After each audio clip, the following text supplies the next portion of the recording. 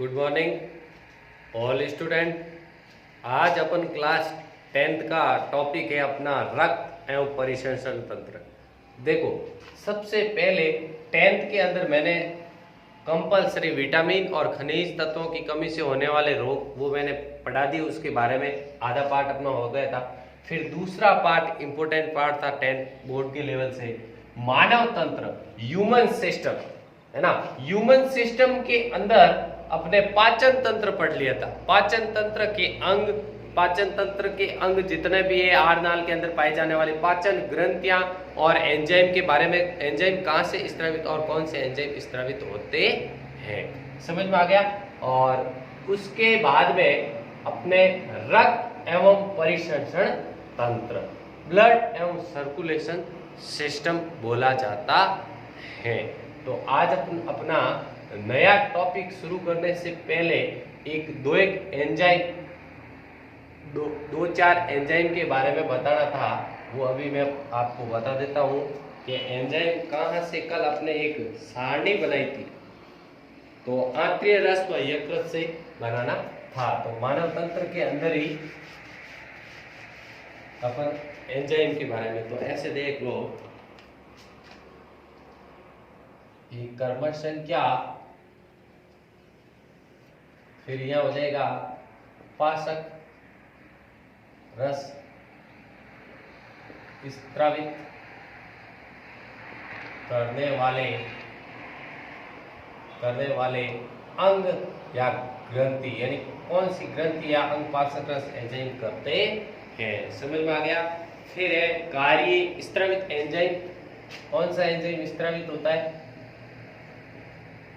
स्त्रावित enzyme. और फिर एक कार्य है जटिल से सरल, यानी किस पदार्थ अवस्था में उनको तोड़ा जाता है। और फिर एक कार्य स्थल, यानी ये कहाँ संपन्न होता है, यानी कहाँ से ये स्त्रावित होता है, समझ में आ गया। तो अपने कल 3 इनके बारे में पढ़ लिए थे, आज चौथा पढ़ रहे हैं अपन। तो चौथा है, इसमें हो जाएगा आंत्रिय रस। आंत्रिय रस, समझ में आ गया। आंत्रिय रस, उसके अंदर पहला है माल्टोज।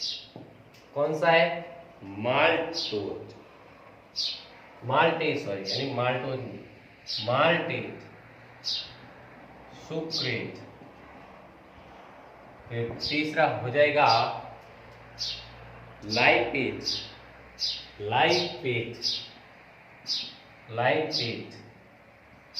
फिर लैक्टेज, और पांचवा हो जाएगा न्यूक्लिक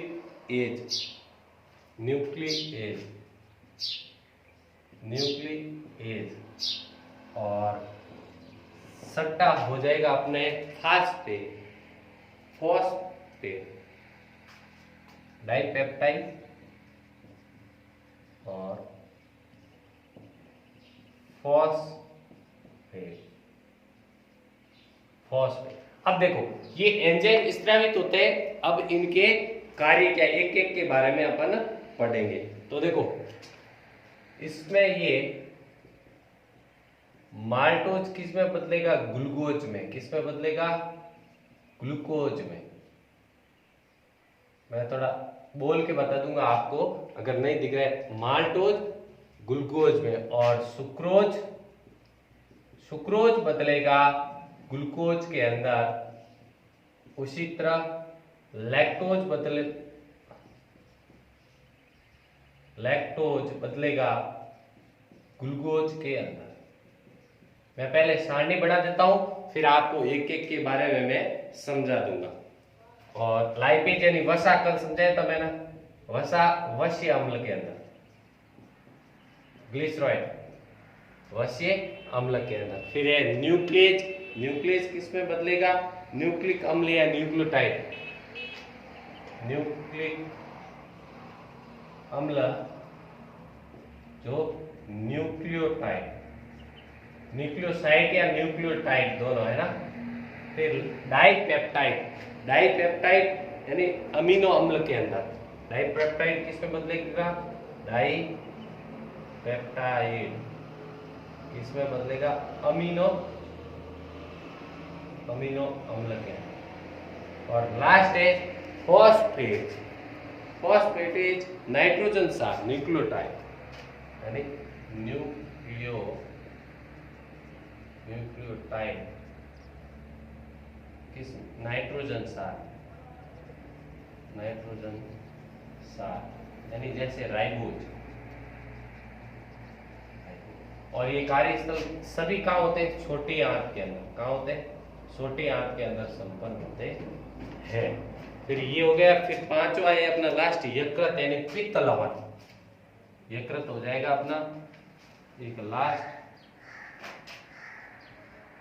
पांचवा, यकृत से स्रावित होता है। और पित्त लवण,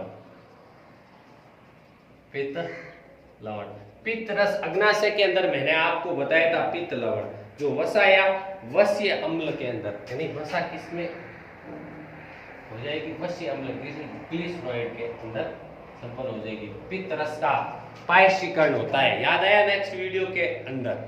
तो ये भी कहां संपन्न होता है? छोटी आंत के। अब देखो, अब आपको पूछ ले पाचक रस स्त्रावित करने वाले अंग यानी कौन से अंग से स्त्रावित होता है? तो आंतरीय रस से स्त्रावित होता है माल्टेज। जो माल्टेज माल्टोज को किस में बदलता है? ग्लूकोज को। फिर सुक्रोज को बदलता है ग्लूकोज के अंदर कन्वर्ट करता है। लाइपेज किसको बदलता है? लाइपेज यानी वसा का पायशीकरण। देखो वसा वश्य अम्ल के अंदर बदल जाएगा। जो वसा के अंदर महत्वपूर्ण भूमिका निभाता है लाइपेज। और लैक्टेज किसमें बदल जाएगा? लैक्टोज टू ग्लूकोज के अंदर। और न्यूक्लियस बदल जाएगा न्यूक्लियोटाइड या न्यूक्लियोसाइड के अंदर। और डाइपेप्टाइड बन जाएगा। डाइपेप्टाइड किसमें बदल जाएगा? अमीनो अम्ल के अंदर। और फॉस्फेट न्यूक्लियोटाइड नाइट्रोजन सार यानी डीएनए आरएनए के अंदर बदल जाएगा। अब ये कार्य जटिल से सरल करते हैं, बट आपको पूछ ले कार्यस्थल होते कहाँ है? तो छोटी आंत के अंदर। फिर आपको पूछ ले यकृत से कौन सा पाचक रस स्त्रावित होता है? तो यकृत से होता है पित्त लवण या पित्त रस जो वसा का पायशीकरण करते हैं। तो वसा किस में बदल जाएगी? वश्य अम्ल के अंदर। और वो संपन्न कहाँ होता है? छोटी आंत के अंदर। तो दैट इज ऑल। आपको समझ में आ गया? अब आपको कभी भी पूछ ले ये सारणी, तो कल मैंने 3 स्टेप और 2 ये 5 स्टेप आपको 10th बोर्ड और 9th के अंदर, 9th में भी हालांकि एंजाइम है, फिर भी 10th बोर्ड में इंपोर्टेंट क्वेश्चन हर बार 1-2 नंबर के क्वेश्चन आते हैं। आपको पूछेंगे आंतरिक रस से कोई 2 स्त्रावित एंजाइम है, उनके कार्य व कार्यस्थल बताओ। तो 2 एंजाइम कोई भी, माल्टोज को ग्लूकोज में, सुक्रोज को ग्लूकोज के अंदर कन्वर्ट कर देते हैं। और कार्यस्थल पूछे तो छोटी आंत के अंदर होता है संपन्न। That is all. समझ में आ गया? अगर आपको कोई समझ में नहीं आया हो फिर भी, तो आप कमेंट के अंदर जरिए इनबॉक्स कर देना, मैं आपको वापस रिप्लाई दे दूंगा। ठीक है, अब ये नोट कर लो। फिर अपना ये पाचन तंत्र के बारे में टॉपिक अपना पूरा। फिर अपन आज पढ़ते हैं रक्त एवं परिसंचरण तंत्र, ब्लड एवं सर्कुलेशन सिस्टम। मानव के अंदर रक्त का क्या रोल है और क्या कार्य करता है, वो उनके क्या कितने कोशिकाएं पाई जाती थी, क्या प्रकार पाए जाते उनके, हालांकि एक डिटेल के अंदर अपन पढ़ते हैं। तो नोट कर सकते हो आप।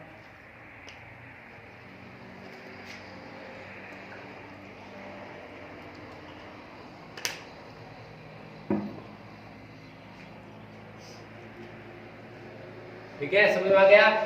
अपन नेक्स्ट बढ़ते हैं रक्त एवं मानव तंत्र, यानी क्लास 10 का दूसरा पार्ट है मानव तंत्र। ह्यूमन सिस्टम के अंदर पाचन तंत्र पार्ट अपना 1 वो पूरा हो गया था। अब आज अपन मानव का रक्त पर एवं परिसंचरण तंत्र, ब्लड एवं सर्कुलेशन सिस्टम पढ़ते हैं आज।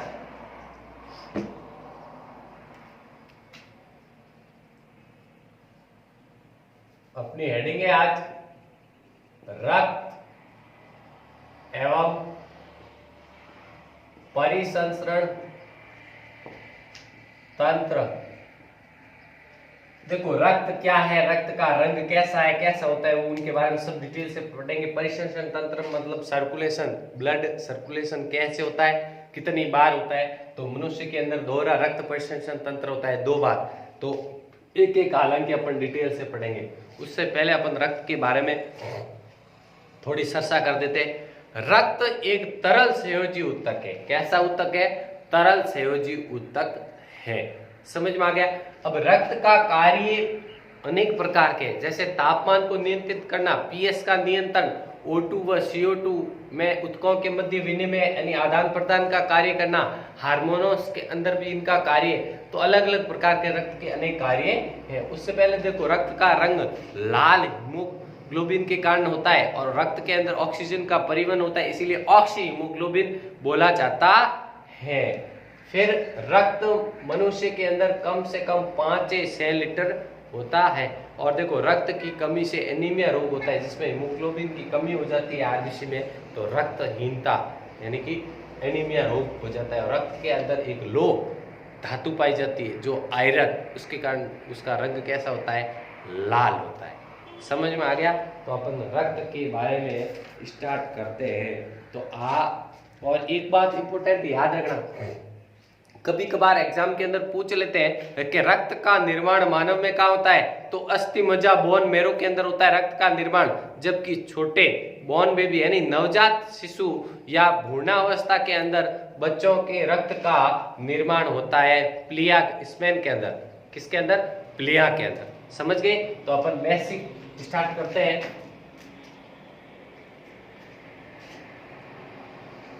तो रक्त के बारे में स्टार्ट करते हैं।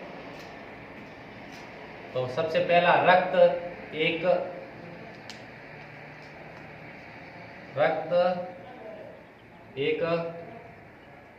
तरल संयोजी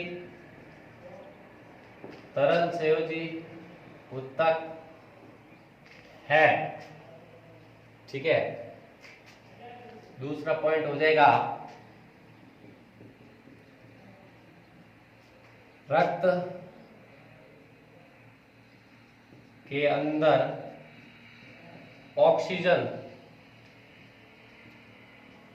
ऑक्सीजन का परिवहन होता है, इसलिए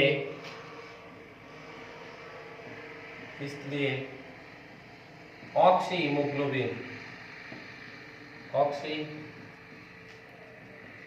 हीमोग्लोबिन कहते हैं। फिर हो गया रक्त का लाल रंग किस वर्ण के कारण? हीमोग्लोबिन वर्ण के कारण। हीमोग्लोबिन जिसका प्रतीक है Hb, हीमोग्लोबिन वर्णक के कारण होता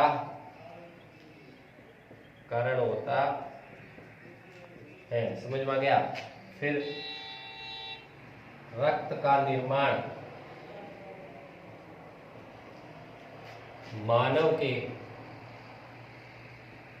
की अस्थि मज्जा या जिसे बोन मेरो भी बोलते हैं, अस्थि मज्जा में होता है। समझ में आ गया। फिर नवजात शिशु यानी छोटे बच्चे, नवजात शिशु या भ्रूणावस्था के अंदर, भ्रूणावस्था के अंदर रक्त का निर्माण प्लिया के अंदर होता है। देखो रक्त एक तरल संयोजी ऊतक है। रक्त के अंदर ऑक्सीजन का परिवहन होता है, इसलिए ऑक्सी हीमोग्लोबिन कहते हैं। और रक्त का लाल रंग हीमोग्लोबिन वर्णक के कारण होता है। और रक्त का निर्माण बोन मेरो अस्थि मज्जा के अंदर और छोटे बच्चे नवजात शिशु या भ्रूणावस्था के अंदर बच्चों के अंदर रक्त का निर्माण होता है प्लिया के अंदर। ये आपको इम्पोर्टेंट याद रखना है। सिंपल सा है। फिर अपन लिख सकते हैं आगे कि तीसरा पॉइंट हो जाएगा सामान्यतः मानव में रक्त 5 से 6 लीटर औसतन होता है। 5 से 6 लीटर होता है। 5 से 6 लीटर औसतन होता है। और रक्त की अगर मात्रा कम हो जाए तो एनीमिया रोग हो जाते हैं, जो हीमोग्लोबिन की कमी के कारण। ठीक है, ये नोट कर लो। फिर नेक्स्ट बढ़ते हैं अपन।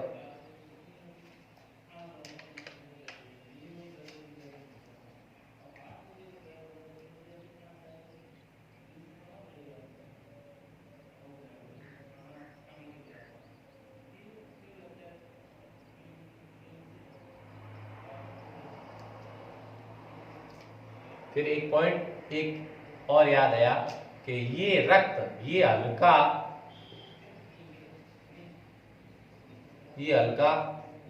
सारीय तरल है। कैसा तरल है? सारीय, जिसकी पीएच, अब सारीय है तो पीएच 7 से ऊपर होगी, जिसकी पीएच का मान होता है 7.4। इंपोर्टेंट कर लेना, एग्जाम के अंदर बहुत बार पूछते हैं रक्त का पीएच कितना होता है, तो 7.4, और ये सारी होता है तो 7.7 होगा। फिर इसके अंदर देखो, रक्त के अंदर 2 प्रकार की संरचना पाई जाती है। एक तरल भाग प्लाज्मा, जो रक्त का 55% भाग बनाता है, और 45% भाग रक्त कणिकाएं बनाती है, जिसे रक्त कोशिकाएं भी बोला जाता है, जो 3 भागों में बांटा गया है, WBC, RBC और प्लेटलेट्स, जिसे लाल रक्त कणिकाएं, श्वेत रक्त कणिकाएं या विमण, थ्रोम्बोसाइट। ठीक है, नेक्स्ट चलते हैं अपन।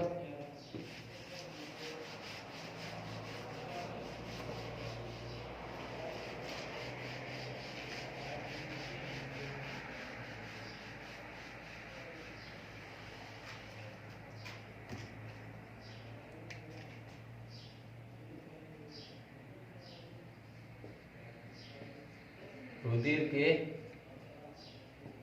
2 भाग होते हैं। देखो,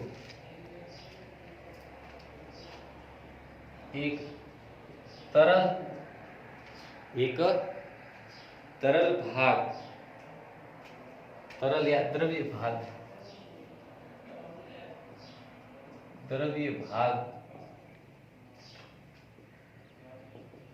प्लाज्मा होता है तथा ठोस भाग रक्त कणिकाएं पाई जाती। अब देखो, इनको मैं 2 भागों में बांट रहा हूं, आपको समझने में आसानी होगा, आपको याद रखने में भी आसानी रहेगी कि रक्त को 2 भागों में शार्ट बना देता हूं। ठीक है, ये हो गया रक्त, ब्लड। पहला हो गया प्लाज्मा, दूसरा हो गया रक्त कोशिकाएं भी बोल सकते हो और रक्त कणिकाएं भी बोल सकते हो। रक्त कोशिका,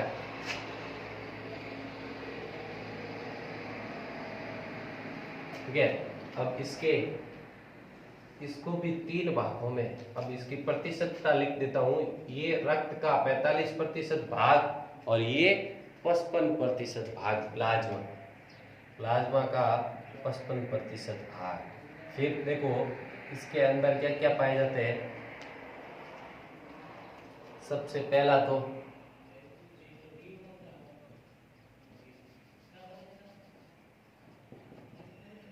%92 जल पाया जाता है।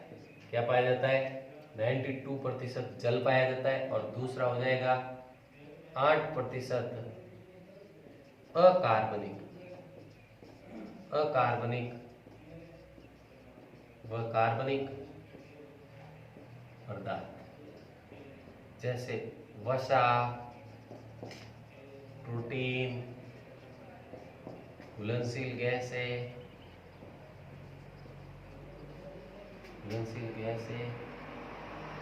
आदि। और फिर एक प्रतिरक्षी प्रोटीन होती है, प्रतिरक्षी प्रोटीन पाई जाती है ग्लूबिमिन। प्रतिरक्षित कौन सी होती है? ग्लूबिमिन। और तीसरा चौथा हो जाएगा फाइब्रिनोजन